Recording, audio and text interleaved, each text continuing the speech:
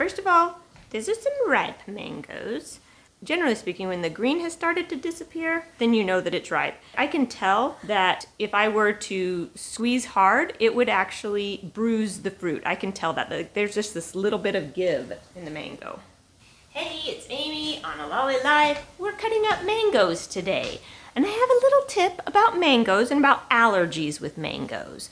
Because, well, whereas I can eat mangoes, the fruit, I have to be very careful, or otherwise I end up with like a rash around my mouth. And I love mangoes, and I didn't want a rash, and I'll tell you about that in a minute. We need to cut the ends off. This is the top and the bottom. The top has the little stem part up here, and so we'll just cut a little bit off to kind of make it flat. And I'm just cutting a tiny bit off the bottom. You can see when I cut it off that there's this showing. That is the stone or the pit. Now, I'm going to skin the mango. Once we have the mango peeled, what we're going to do is we're going to cut out the mango rock or the pit. And the mango pit is shaped in like this disc shape.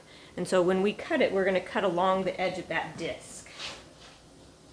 You just kind of guide your knife. You can kind of just feel if it starts hitting something, then you just kind of feel and you cut it down like that. Right along the side of the disc. And same on this side.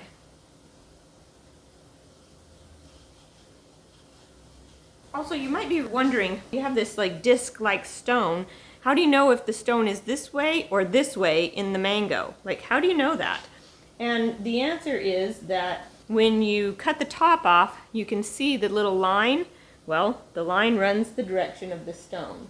So what you're seeing is this little tiny piece of the stone. So I know that the stone runs this direction because that's the direction of the piece that you can see. So we have two halves. Now we have this. This is mostly pit, but it does have a finger on each side. I call them mango fingers. I'm not sure. There's 10 mango fingers in each mango is what I think of. So 2 of my mango fingers. And then each of these I cut into 4 more. Which gives you 10 mango fingers. And the stone. Now, the stone, as you can see, still has mango on it. And for some people, including myself, it's very tempting to just get it off with your teeth. And for some people, that is absolutely okay. And for other people, like Mawa, who is very, very allergic to poison ivy, it's not a good idea. Now, you're thinking, well, what does poison ivy have to do with, a mango stone? Poison ivy, the thing that makes you break out is an oil, eucerin, I don't know.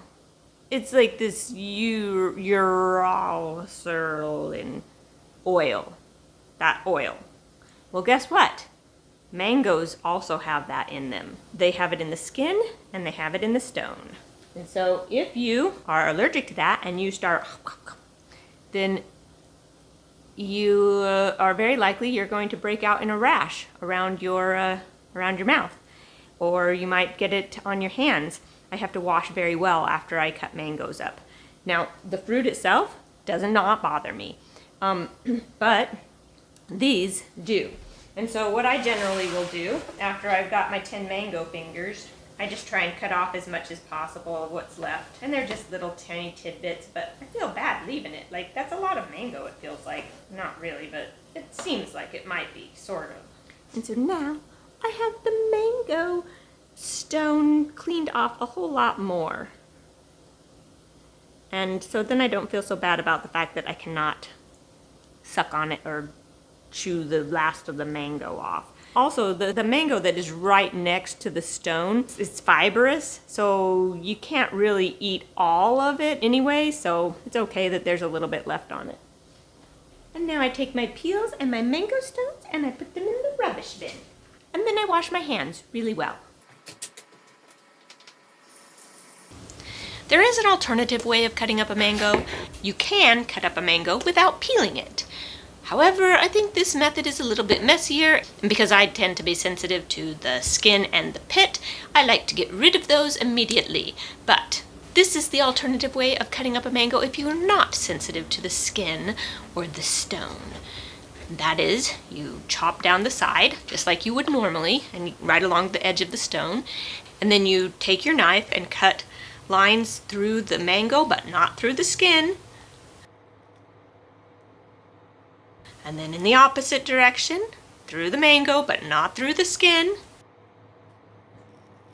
And then you kind of flip the mango inside out so that the skin is on the inside of the curve and the mango's on the outside of the curve. Now you have all these little mango tidbits. You can just take them and twist them a little bit and pop them right off and eat them. Slightly messier, but also slightly less work because you didn't have to peel the mango. So that is an option as well. Mangoes! I hope that your day is as wonderful and yummy as mangoes, because I really love mangoes. And I'll see you next time on A Lolly Life.